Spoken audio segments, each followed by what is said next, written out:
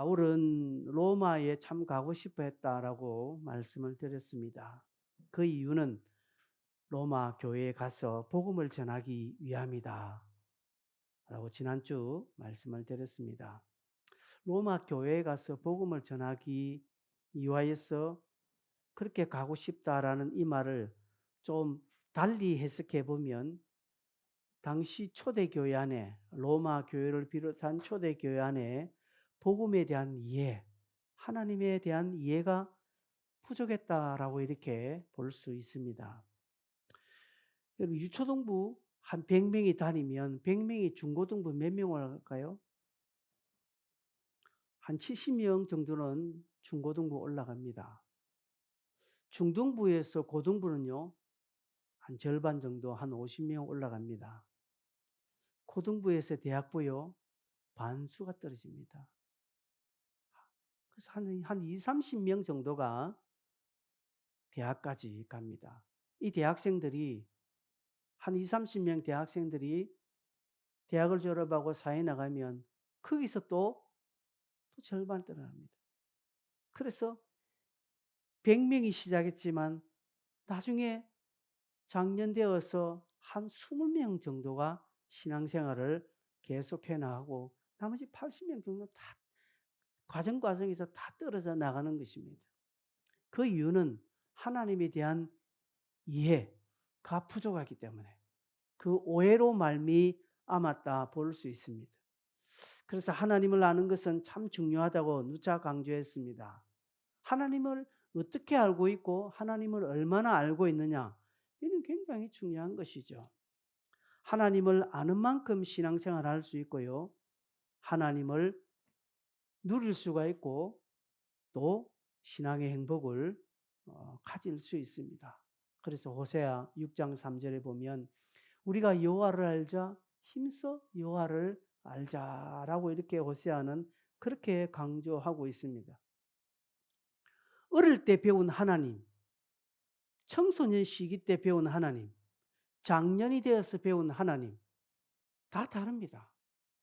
그래서 여러분 어릴 때 주일학교 아이들 사랑의 하나님 이렇게 찬송합니다. 그런데 청소년기 가면 하나님, 그때 정의의 하나님만 나타납니다. 좀 벌도 주시는 그런 하나님. 그러니 사랑의 방법을 모를 수도 있고요, 또 오해할 수 있습니다. 그러다가 나중에 장년이 되어서, 어른이 되어서 결혼하고 가정을 꾸는데 그때는 하나님이 간섭하시는 하나님. 하나님이 내 생에 너무 간섭하십니다. 그러니 응답도 행복의 길을 자꾸 엉뚱한 데로 가게 됩니다. 오늘 우리가 읽었던 이 로마서가 이 부분에 적절한 아주 명쾌한 답을 줍니다. 우리가 읽지는 않았지만 지난주에 말씀을 봤죠. 17절에 보면 복음에는 하나님의 의가 나타나서라고 되어 있습니다. 복음에는 하나님의 의가 나타납니다.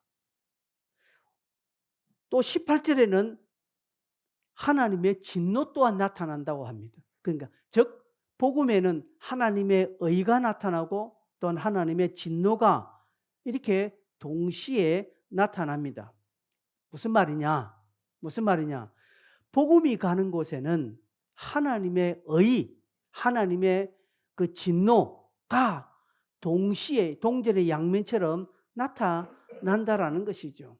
하나님의 의도, 하나님의 진노도 모두 죄에 대한 언급입니다. 여러분, 우린 죄 때문에 죽을 수밖에 없는 죄인이었잖아요. 그런데 하나님의 의가 즉 예수 그리스도의 십자가 공로가 나타남으로 말미암아 우리가 살게 되었다는, 이게 하나님의 의입니다. 이 하나님의 의는 또한 우리가 예수로 말미암아 구원받았지만, 구원은 받은 이 성도가 옛날에 행했던 죄악된 모습, 옛날의 삶을 살아가려고 한다면 그때는 하나님의 진노 또한 임한다라는 것입니다.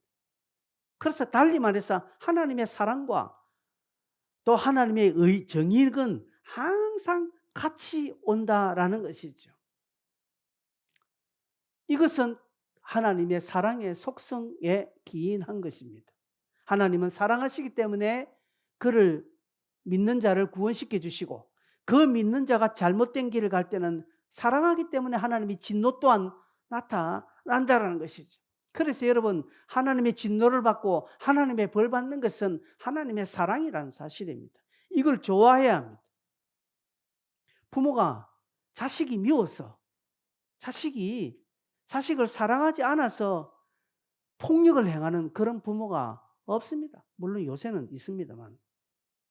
그러나 부모가 매를 드는 것은 그 자녀를 사랑하기 때문에 더 좀 올바른 삶을 살아라고 하는 마음 때문에 매를 드는 겁니다. 신앙이 또 마찬가지입니다. 하나님은 우리 성도들을 사랑하십니다. 보호하십니다. 그러나 성도들이 어긋나갈 때 하나님은 적절하게 심판에 손을 대시는 것입니다.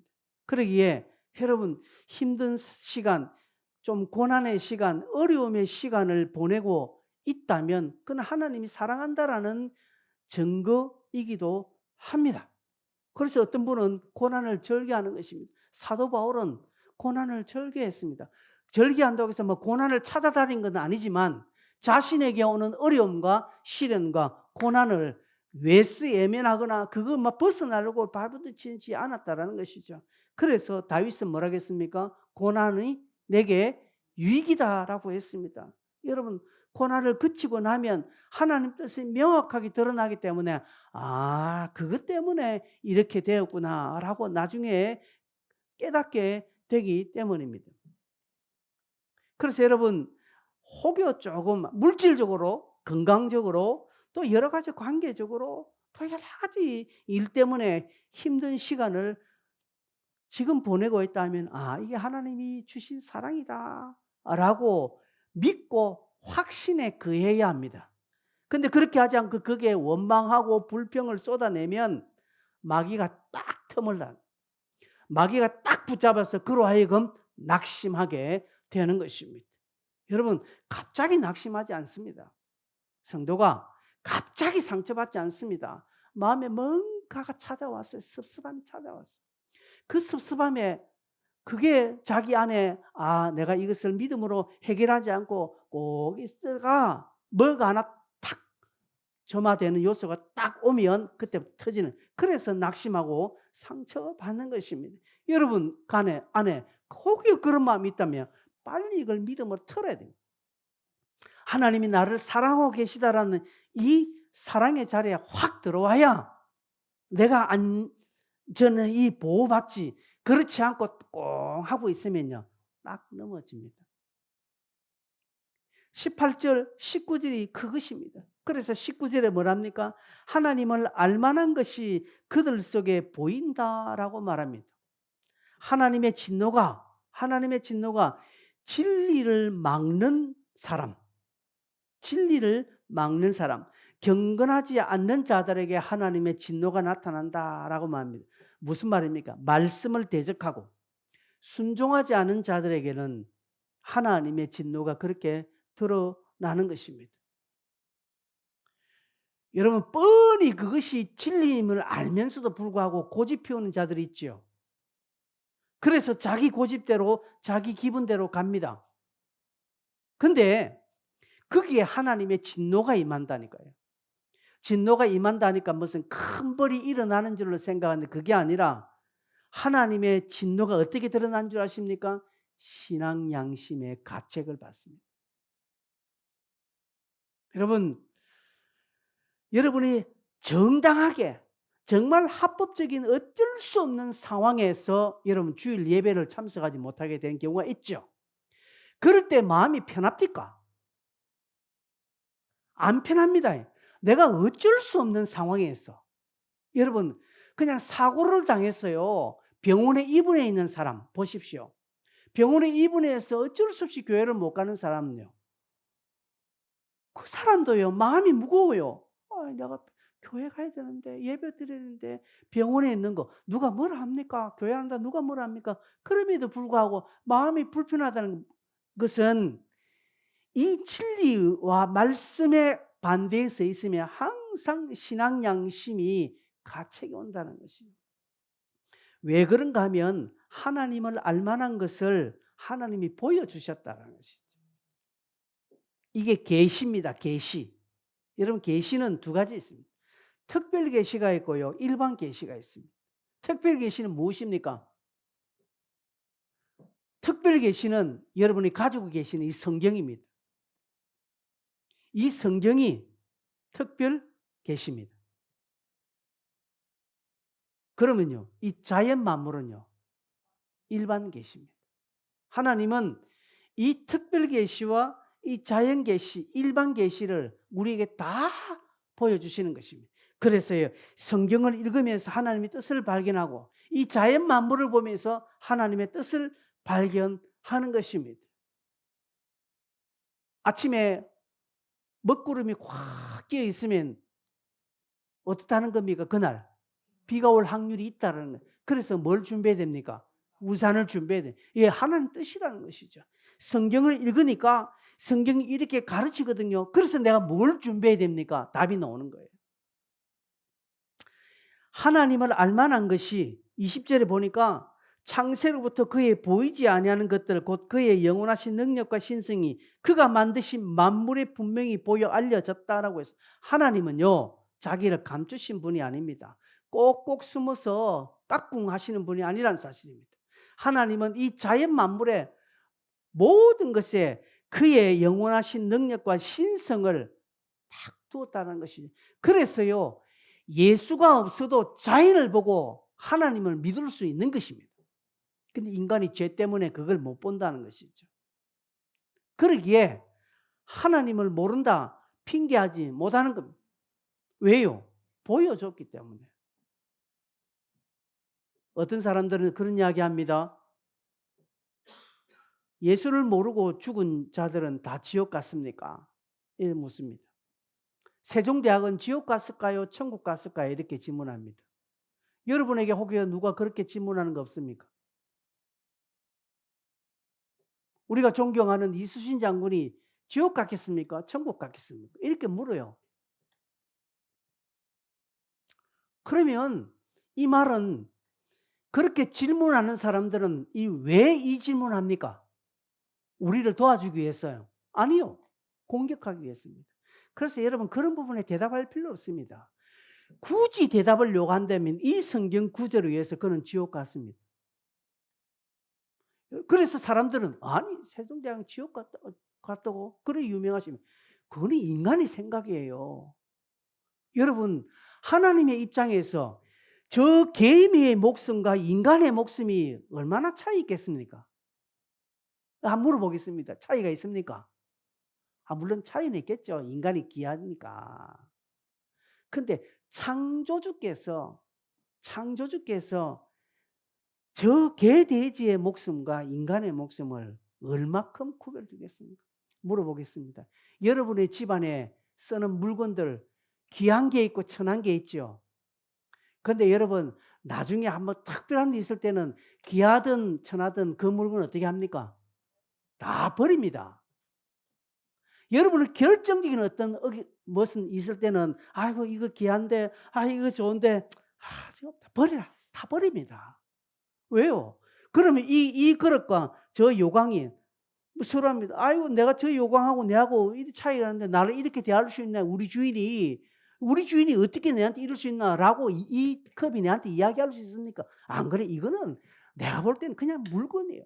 마찬가지입니다. 하나님도 그렇다는 거죠.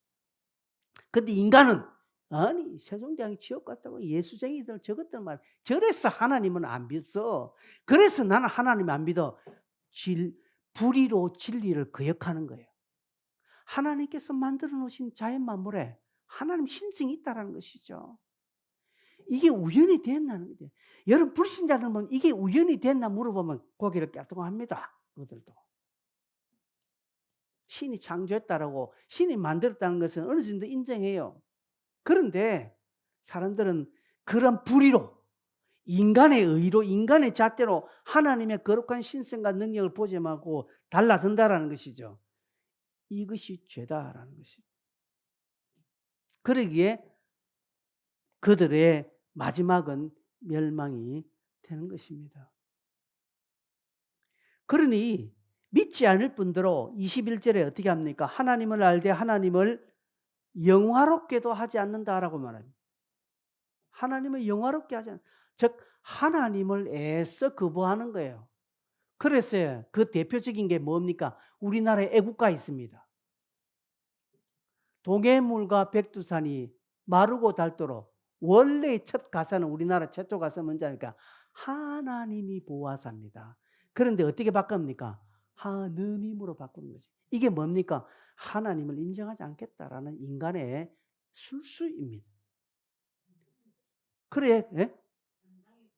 예, 그래 감사하지 않는 거죠. 생각이 허망하는 것입니다. 그러니까 어떻게 합니까? 나름대로 선을 찾습니다. 인간 자기 잣대로 자기에 의해 걸맞는 선을 찾습니다. 그래서 내가 착하게 살아야지. 하나님하고 전혀 관계없습니다. 나름대로 자기의 인간에 있는 그 선이 발동해서 나름대로 선을 찾습니다.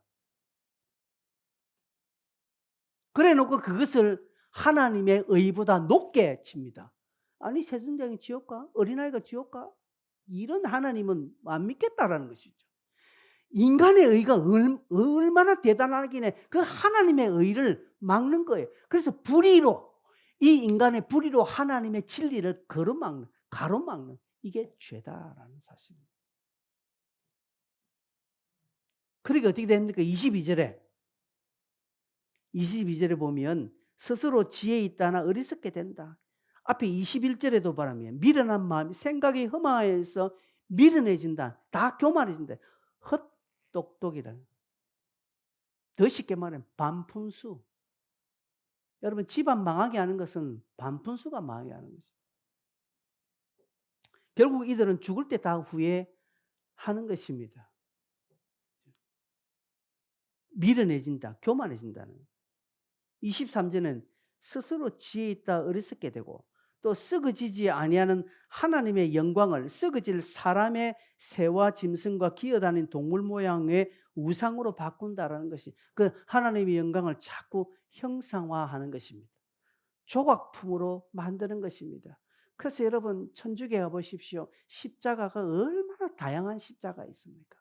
우리는 십자가를 형상화 조각품을 보지 않잖아요. 그냥 십자가예요. 여러분 교회당에도 가면 십자가가 있습니다. 그죠? 교회당과도 십자가 있습니다. 근데 우리 개신교회 가서 교회 십자가 보면 십자가 할애하지 않아요. 천주교에 가면 십자가는 너무 다양한 형태로 되어 있습니다. 십자가 끝에는 뭐 꽃 모양 달려 있고요. 어떤 데는 십자가 위에 또 뭐 이렇게 뭐 하나 천이 갈려 있어 내려오고 다 천주교 다양한 십자가라고 그래요. 왜 그렇게 합니까? 딱 이 구절입니다. 딱 이 구절입니다. 하나님의 영광을 자꾸 뭔가로 자꾸 인간의 것을 포장하는 것입니다. 포장하면 하나님의 영광이 더 드러납니까? 아니잖아요. 교회가 자꾸 전통화되고요. 교회가 자꾸 뭐 의식화되는 거. 이게 문제인 것입니다. 그래서 여러분, 저는 여러분 제 가운 있는 거 봤습니까? 물론 없어서 못 입기도 합니다만은 안 있습니다. 근데 참 성당 가보시면 사제들 옷 한번 보십시오. 여러분 보셨죠? 맞습니까? 교황 보십시오. 이따 왕관 얼마나 사람을 그렇게 세우는 것인지. 그 교황 무엇을? 교황은 죄를 지을 수 없다. 여러분 이게 말입니까? 글입니까? 교황은 잘못해도 죄가 안 된대.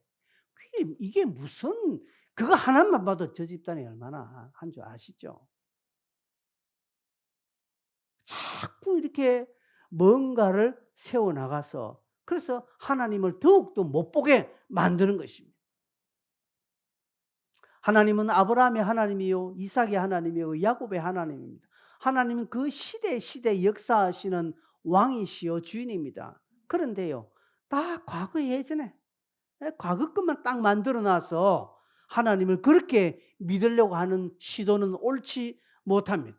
그러기에 우리는 시대를 따라가야 됩니다. 성경에 거스르지 않는다면, 성경을 위반하지 않는다면 이 시대를 우리는 지혜롭게 가야 됩니다. 그래서 뱀같이 지혜로라고 했죠. 우리가. 옛날 그 시대 전통만 가진, 여러분 우리 교회를 보십시오. 교회가 얼마나 많이 바뀌었습니까? 그죠? 요즘은요, 교회당 가면 요 뒤에 옛날에 있던 의자들, 옛날 교회는 전부 다 뒤에 의자 있었는데, 그리고 의자 뒤에 그 등판은 높으면 높을수록 좋았습니다. 그래서 보면 옛날에는 제일 중간에 있는 의자는 등판이 제일 높고, 그 다음에 등판 낮아요. 이게 의식화되고 전통화되고 형상화되는 교회라는. 근데 요즘 보십시오. 그런 교회들이 있는가? 거의 없습니다. 이제는. 물론 몇몇 교회는 또 있긴 있습니다. 어떤 교회는 저 옆에 조그만 쪽의자 갖다 놓고, 뭐 우리 교회는 아예 없습니다. 놀 자리도 없고. 우리가 성경을 위반하거나 말씀을 우리가 대적하는 그런 것이 아니라면 이 시대에 이런 상황에서 역사하시는 하나님을 보고 그 하나님을 찾아야 하는 것입니다. 이게 지혜로운 것입니다. 그런데 그렇게 하지 않는 것이 문제입니다. 조금 전에 이런 몇 가지 제가 설명한 것이 이게 뭐 그렇게 큰 죄같이 보입니까? 우리는 죄라고 하면 살인을 하고요. 막 큰 도둑질하고 이 시대를 막 사회를 어지럽히는 이런 막 큰 범죄를 죄로 여기고요. 나머지 방금 제가 설명하는 이 불의로 진리를만 이게 뭐 사람이니까 그럴 수 있지 가볍게 여기는데 하나님은 그렇게 보지 않습니다. 여러분 저는 가만히 보면 하나님께서 그냥 사람은 죽이는 거하고 방금 여기 말씀한 이런 불의로 하나님 대적하는 거 이 두 가지를 두고 하나님이 더 좀 죄로 여길까 이렇게 한번 할 때는 방금 이 설명한 것이 하나님 입장에 더 크게 여겨지리라고 저 개인적으로 그렇게 봅니다. 예. 여러분 조금 전에 이 설명한 위의 말씀을 별로 뭐 크게 보지 않고 상관없는 것 같이 보일 수 있습니다. 뭐 이게 그렇게 큰 죄인가라고 심각하게 생각하지 않을 수 있습니다. 그런데 여러분 이게 우리 삶에서 자리 잡고요. 이것이 씨앗이 돼서 결국 하나님의 진노, 심판으로 가는 큰 악을 저지르게 된다는 것이죠. 그게 뭐겠습니까? 조금 전에 우리가 읽었던 29절에 보면 여기에 보면 17가지가 나오죠. 불의, 추악, 탐욕, 악이 가득한 자, 시기, 살인, 분쟁, 사기, 악도 이런 것들이 줄줄은 이렇게 간다라는 것이죠. 제가 아까 이야기했지 않습니까? 여러분 그냥 낙심하지 않아요. 그냥 툭 떨어지지 않습니다. 반드시 그 안에 씨앗이 있습니다. 넘어가야 할 그런 분명한 씨앗이 있다는 것이죠. 믿음으로 잘 해석하고 믿음으로 잘 극복해야 할 내 안에 어떤 또 다른 성숙할 수 있는 단계가 있는데 그 단계를 믿음으로 보지 않고 딱 인간의 관점으로 딱 보니까 못 넘어갑니다. 못 넘어가다가 가만히 이것이 씨앗이 되거든요. 이것이 나중에 가다가 어떻게 합니까? 불의에 갑니다. 추악으로 갑니다. 탐욕으로 가고 시기, 살인, 분쟁, 사기, 악독으로 갑니다. 우발적 뭐 살인했다. 뭐 그럴 수 있죠. 우발적으로 하실 수 있습니다. 연약한 사람. 근데 여러분 그렇지 않습니다. 다 사람은 그 동기가 있습니다. 여러분 내가 우발적으로 그냥 갑자기 저게 지갑이 있어가지고 나도 모르게 지갑인데 손을 설정했다. 내가 훔쳤다. 초범이고 내가 원래 지갑을 훔치려고 생각하지는 않았는데 그냥 막 물생심이라 우발적으로 했다. 사람 그렇게 우리 법은 인정해 줍니다. 처음이고 우발적으로 했다. 이 사람 원래 안 그런데 우발적으로 했다. 법은 그 부분에 허용해 줍니다. 그러나 하나님은 어떻게 보시냐? 우발적 아니다는 것이죠. 그 속에 뭐가 있다고요? 그런 부분에 자기만 알고 있는 그 안에 씨앗이 있었다는 것이지. 그 씨앗이 온도와 습도와 바람을 딱 맞으니까 딱 열매를 맺게 된다는 것이죠. 여러분 그래서 신앙 안에서는 갑자기가 없습니다. 뭔가 있다라는 것이죠. 저는 그런 거 잘 봅니다. 딱 보면 저분이 저렇구나 딱 압니다. 근데 딱 때가 되면 언젠가 딱 드러나요. 이런 모든 것들이 중간에 이런 불의가 바탕이 되어 있으니까 28절에 나와 있는 여러 가지 29절 이하의 열 몇 가지가 드러나는 것입니다. 여러분 제가 주보에 여러분 적어놨죠.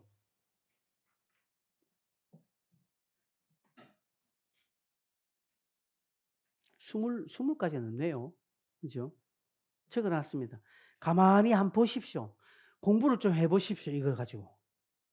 불의 뭡니까? 대인관계 의롭지 못한 겁니다. 대인관 하나님 앞에도 마찬가지입니다. 추악 바르지 못한 일 행하기 바르지 못한 일을 행하는 것이 아니라 바르지 못할 일을 행하는 것을 즐기는 것이 추악한 것이고요. 탐욕은요. 더 가지려고 수단과 방법을 가리지 않는 것이고 악이 남을 해하고자 하는 그런 마음입니다. 시기 여러분 잘 아시죠? 못마땅히 여기는 거. 살인 사람 죽이는 것입니다. 이 살인은요. 앞에 악이 시기가 동기가 되었다는 것을 말합니다. 분쟁 싸우기를 좋아하는 기질. 싸움 닭들이 있지요. 사기 여러분 사지자라고 악독 양심, 원한, 무고한 사람을 해치고자 하는 열망입니다. 수근수근거리는 거. 여러분 수근수근거리는 것도 죄예요. 죄. 뒤에서 수근수근거리는 거. 비방하는 거. 알죠? 하나님께서 미워하신 자, 즉 하나님 뜻을 불순종하는 이런 사람을 하나님이 미워하시는 것이면 능욕하는 거. 능욕. 자기만 대단하고 다른 사람 무가치하게 여기는 거. 이런 사람이 있습니다. 저녁에 내로남불 나는 잘못 없고 니만 잘못이다 이렇게 여기는 거. 교만한 거. 이러면 교만한 것이요. 자랑 알지요? 악을 도모하는 거. 다른 사람 파멸시키기 위해서 중상모략하는 거. 근데 여기에 그 하는 행위가 있지만 그 뒤에 나오는 그렇게 마음 가지는 것들이 다 동기로 같이 기록되어 있습니다. 저도 참고한 겁니다. 부모를 고역하는 것이 불효자지요. 우매한 자, 영적 감각이 무딘 거, 배약하는 거, 약속을 마음대로 파기하는 거, 불성실한 거, 그죠? 무책임한 자, 신뢰할 수 없는 자, 이게 죄라는 것이죠. 무정한 자, 그 마음에 그리스도의 사랑이 없는 것이고, 무자비한 자, 여러분 강도, 이런 것들이죠. 하나님께서 이런 불의, 이런 죄를 지은 자에 대해서 어떤 반응을 내리시는가 하면 여러분 24절 보세요. 23절에 뭐랍니까? 하나님께서 그들을 마음의 정욕대로 더러움에 내버려 두셨다. 여러분 26절에도 부끄러운 욕심에 내버려 두셨다. 28절에도 그 상실한 마음대로 내버려 두셨다라는 표현이 3번이나 나옵니다. 여러분 참견하고 야단치고 간섭하는 것은 관심이 있다는 거예요. 근데 내버려 두셨다라는 것은요. 무관심하고 아무것도 없는 겁니다. 말하는 겁니다. 아예 그 분야에 대해서 일절 말하는 겁니다. 하나님은 인간의 불의에 대하여 무관심하고 그냥 내버려 두십니다. 물론 그것 자체도 하나님의 사랑의 한 방편입니다. 여러분 말 안 듣는 자식 부모가 좀 이렇게 해서 네 마음대로 해라 그냥 네 알아서 해라 라고 그렇게 말합니다. 그 말은 무슨 뜻입니까? 진짜 네 마음대로 살아라는 뜻입니까? 그건 아니잖아요. 부모가 네 알아서 해라 그냥 네 마음대로 해라고 하면 그럼 자식은 생각해야 됩니다. 어떻게 하면 엄마의 마음을 안 아프게 할고 생각해야 됩니다. 근데 네 알아서 해라고 했다고 해서 진짜 지 마음대로 개차반으로 살면 어떻게 되겠습니까? 그때는 진짜 부모도 관심 꺼버립니다. 하나님께서 이런 불의를 가지고 있는 자, 불의. 여러분 여기에 방금 29절부터 쭉 이야기하는 20몇 가지 이 죄악 속에 빠진 이것을 좋아하는 자들입니다. 이것을 마음을 가지고 있는 자들입니다. 자기 안에 이것이 있는 줄 알고 괴로워하는 자들은 해당 안 됩니다. 내 안에 이런 모습이 있구나라고 생각하면서 아이고 이런 모습을 내가 제거해야 되지라고 괴로워하면서 해결하려고 하는 자는 상관없는데 자기 안에 이런 마음이 있으면서 은근히 고집피우고 끝까지 이 마음을 가지고 있는 자는 하나님 그냥 내버려 두시는 것입니다. 내버려 두는 것입니다. 그냥 막 네 알아서 해라는 거예요. 결국은 나중에 본인이 깨달을 때가 오지요.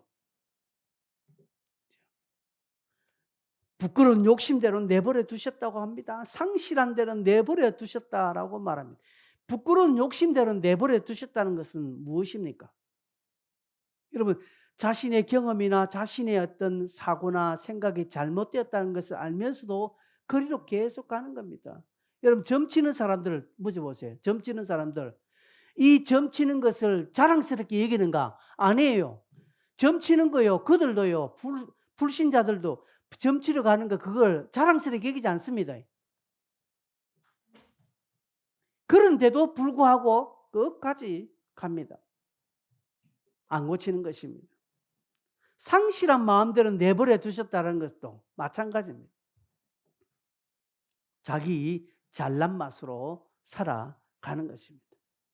하나님께서는 이 모든 것들에 대하여 내버려 두셨다. 그래서 여러분 깨달으셔야 됩니다. 하나님께서 내버려 두시면 결국 뒤에 나오는 21가지 여기에 추악한 것들을 내가 더 따라가게 되어 있다라는 것입니다. 말씀을 맺겠습니다. 내버려 두심에 대해서 몇 가지 구체적으로 좀 말씀드리면 참 좋겠는데 여기까지만 설명해도 여러분들이 다 알아들으셨으리라 생각이 되어 이제 좀 정리를 하려고 합니다. 여러분 우리 가운데 저도 그렇고 여러분도 그렇고 내가 이러면 안 되는데 하는 마음이 있죠. 내가 이렇게 하면 안 되는데 그러면 안 되는데 라고 생각해서 그치는 분들이 많아요.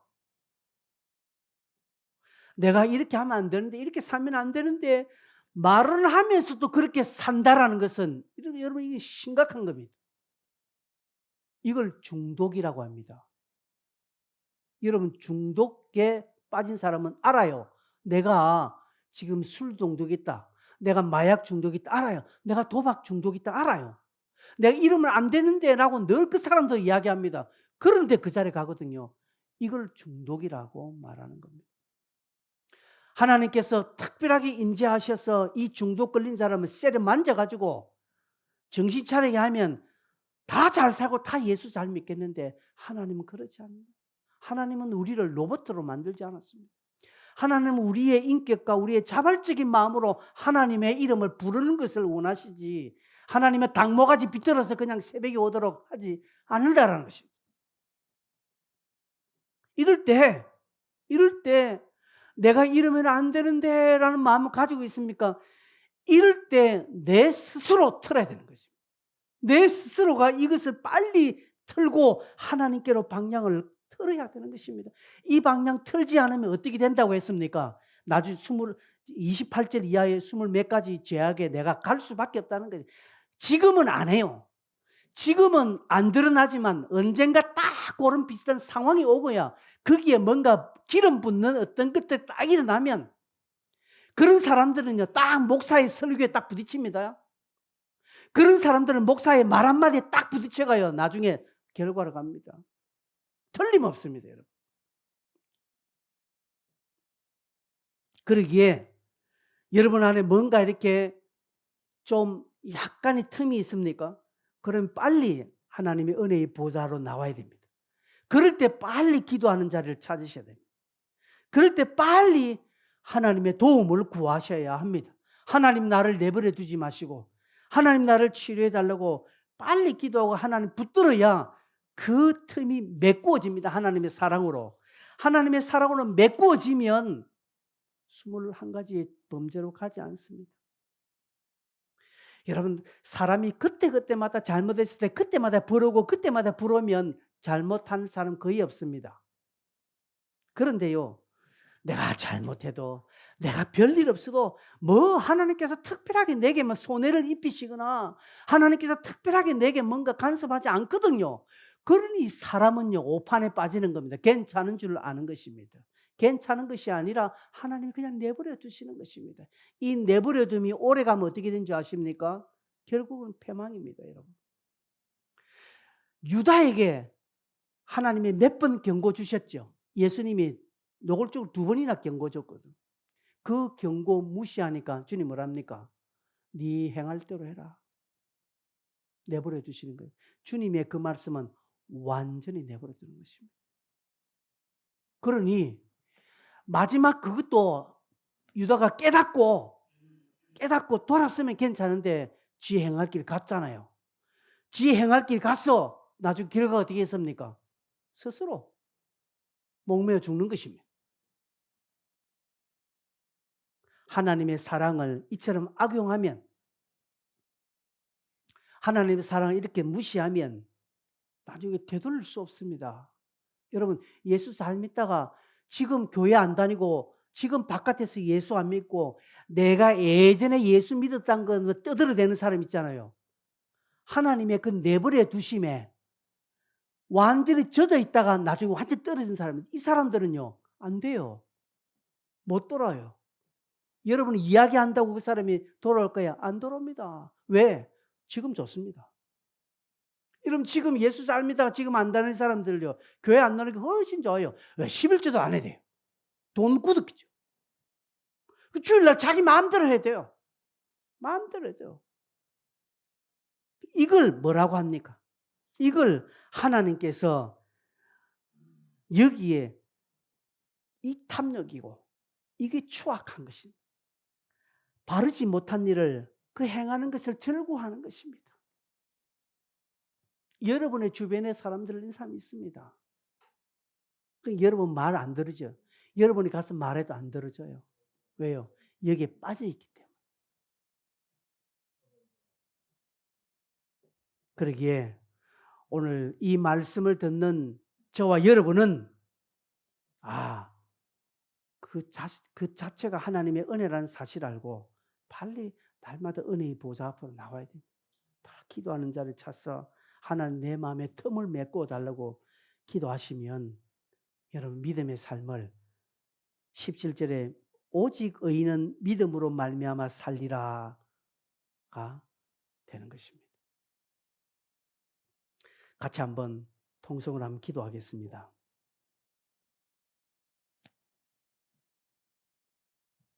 여러분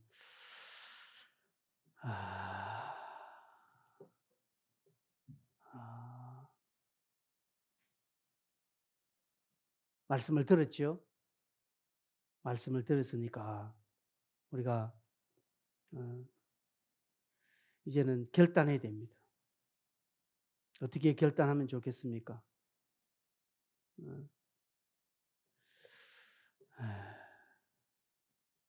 하나님, 내가 하나님의 그 사랑 안에 늘 깊이 거하게 해달라고 여러분 기도하시길 바랍니다. 그리고 하나님 뜻 안에서 굳건히 서는 우리 자신들 되어지게 해주십시오. 그렇게 다시 한번 하나님 사랑 앞에 서고 이 사랑을 의심하지 않고 하나님의 그 진리와 하나님의 그 거룩을 날마다 받아들이는 순종하는 삶을 살아가게 해 주십시오. 라고 그렇게 통성으로 우리 같이 한번 주여 한번 힘차게 부르고 기도하겠습니다. 주여